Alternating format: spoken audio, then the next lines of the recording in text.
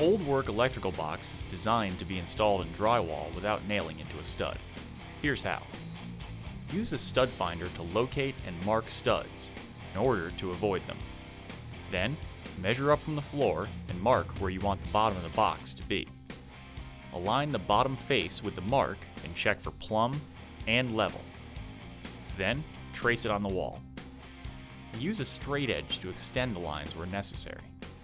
To cut the hole, score the lines using a utility knife and complete the cut using a drywall saw.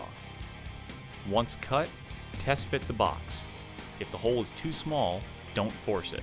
Just remove the box and feather the opening with the edge of the utility knife until the box fits snug. To install, run wires into the box and position it in the hole.